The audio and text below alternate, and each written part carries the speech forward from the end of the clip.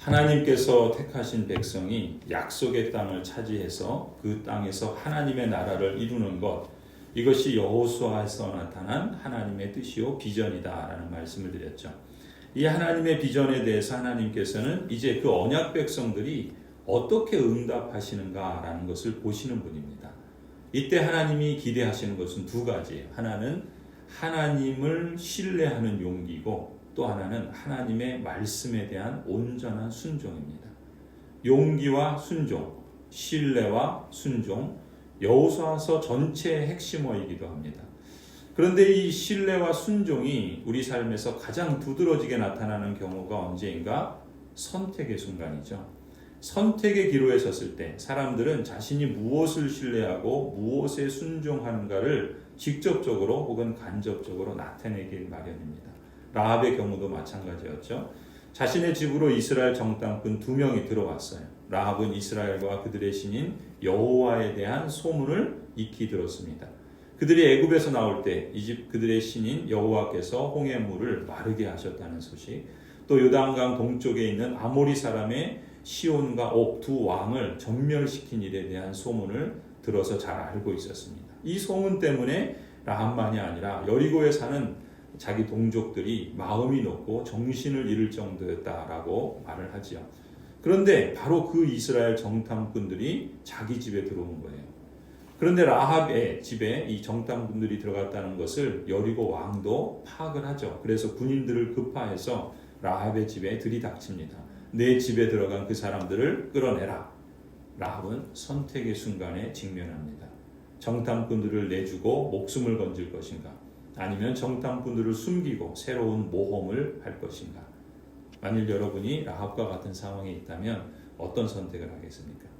우리야 결과를 뻔히 아니까 그 선택이 쉬워 보이지만 한치 앞을 내다볼 수 없는 라합의 입장에서는 둘 다 위험천만한 선택이죠. 현실적으로는 정탐꾼을 내주는 선택이 예전처럼 그냥저냥 별 무리 없이 사는 길이기 때문에 괜찮아 보일 수 있습니다. 하지만 정말 정탐꾼을 내주고 잠시 자기 목숨을 건졌을지 모르지만 결국 이스라엘이 공격해 와서 모두가 죽을 때 라합도 같은 운명이 되었을지도 모릅니다. 그렇다고 반대로 정탐꾼들을 숨겨주며 살 수 있는가? 그건 역시 보장할 수 없는 일이죠. 그 선택의 순간에서는 그렇습니다. 이스라엘이 소문대로 정말 그렇게 강한지, 혹 자신이 숨겨진 사실이 왕에게 발각이라도 되는 날에는 목숨을 부지하기 어렵겠죠. 설령 정탐꾼들을 살려준다고 해도 그들이 나중에 전쟁에 승리할 보장도 없고, 전쟁에 승리한다고 그 난리통에 라합만 살려준다는 보장도 없습니다. 이런 식으로 따지고 오면 라합의 입장에선 이래도 죽고 저래도 죽는 그런 상황이었던 거죠. 이렇게 장황하게 가정해보는 이유가 있습니다. 라합의 이야기가 그저 수천 년 전 성경 속에 나오는 하나의 옛날 이야기가 아니라는 거죠. 때로는 우리 자신의 이야기이기도 하다라는 것입니다. 우리도 크고 작은 선택을 하게 됩니다. 때로는 그것이 라합처럼 우리 인생의 갈림길이 되는 중요한 선택이 될 수도 있어요.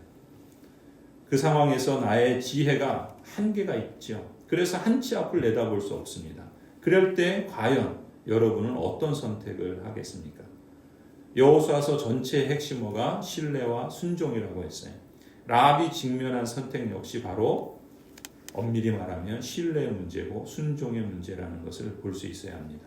선택의 기로에 섰을 때 우리는 어떤 식으로든 믿음의 결정을 내려야 합니다. 라합이 이스라엘의 정탐꾼을 여리고 왕의 추적으로부터 숨겨준 것은 그냥 우연한 운이 아니라 믿음의 선택이었기 때문입니다. 9절에 라합이 이렇게 고백하죠. 나는 주님께서 이 땅을 당신들에게 주신 것을 압니다. 11절에도 고백합니다. 우리는 그 말을 듣고 간담이 서늘했고 당신들 때문에 정신을 잃고 말았습니다.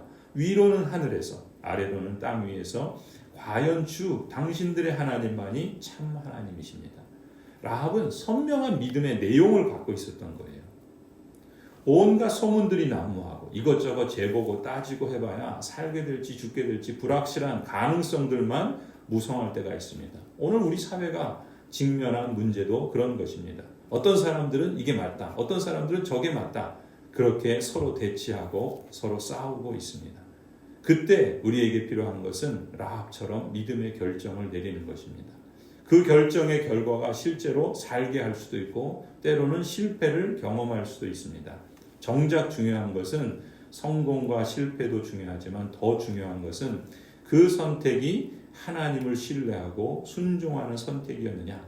하나님께서 어떤 분이시고 하나님께서 무엇을 원하시는가. 하나님께서 행하셨던 일들을 되돌아보고 또 하나님이시라면 어떤 일들을 이루어 가시겠는가. 하나님은 공의를 사랑하고 인애를 사랑하며 하나님과 함께 행하는 것을 기뻐하신다. 그것이 사람에게 보이는 선하신 것이다 라고 말씀하신 것, 또한 하나님께서 역사 속에서 어떻게 일하셨는가라는 것을 선명하게 알아갈 때 우리는 보다 바람직한 선택을 할 수 있는 것이죠. 믿음의 선택은 바로 그런 것입니다. 그 평가는 겉으로 드러나는 성공과 실패로 좌우되는 게 아니에요. 엄밀히 말하면 자신이 선택이 정말 하나님을 신뢰하고 순종하는 결정인지 아닌지를 자신이 알고 또 무엇보다 하나님께서 아십니다. 자신이 알고 하나님이 아신다면 성공의 결과가 나타난다면 최상이겠죠. 혹 실패의 결과로 뒤따른다고 할지라도 하나님을 신뢰하고 순종한 선택이라면 세상이 볼 때는 실패로 보일지라도 그것은 실패가 아니라 승리이고 영광의 길임을 알게 될 것입니다. 예수님이 바로 그 길을 가셨죠. 스데반 집사도 그 길을 갔습니다. 순교자들과 종교개혁자들이 다 그랬습니다. 감사한 것은 많은 경우 하나님께서 그 승리의 기쁨과 영광을 이 땅에서 자주 보게 하신다라는 사실이죠. 성경은 라합을 평가할 때 행함으로 믿음을 보인 믿음의 여인이라고 평가를 합니다. 그건 이제 후대의 평가이죠. 우리의 선택에도 하나님께서 평가하실 것입니다.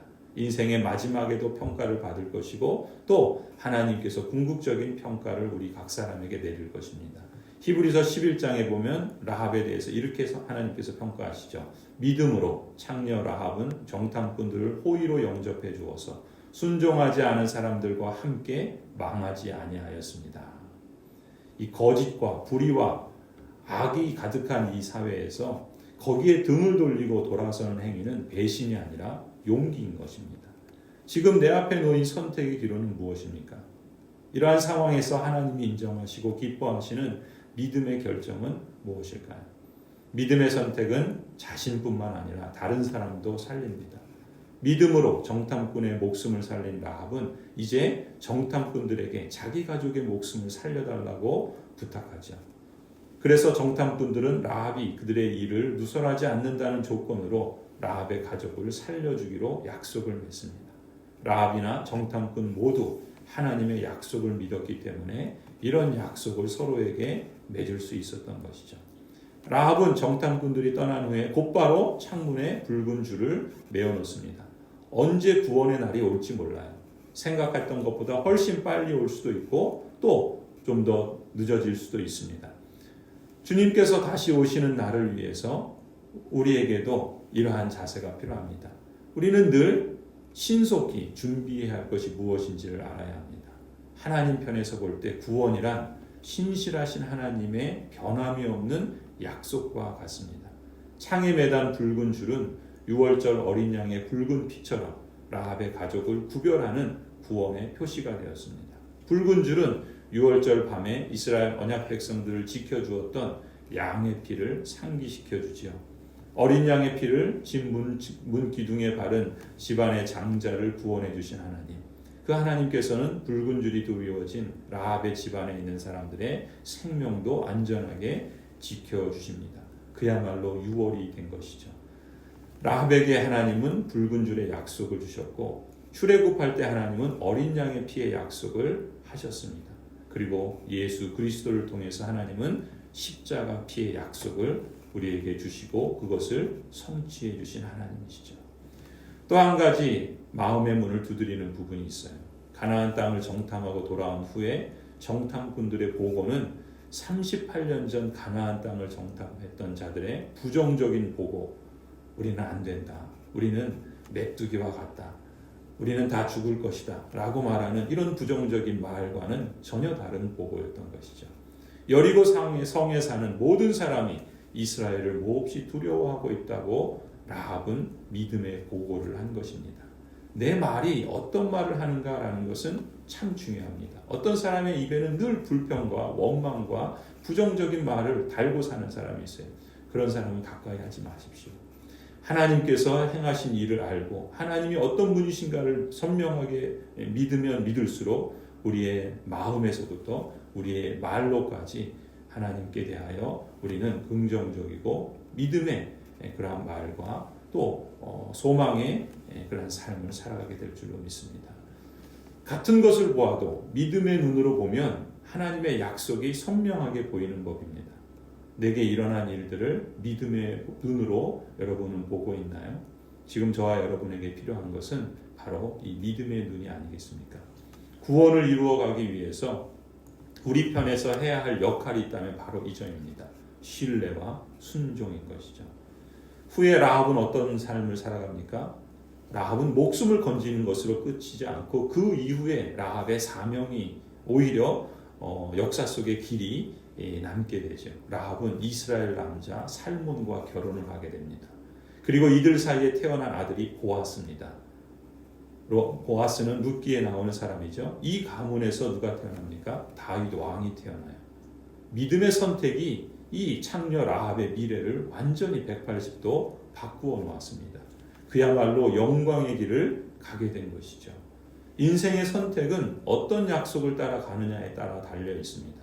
신뢰와 순종으로 하나님의 약속을 추구하는 믿음의 선택, 이러한 발전을 나타내시기를 간절히 축원합니다.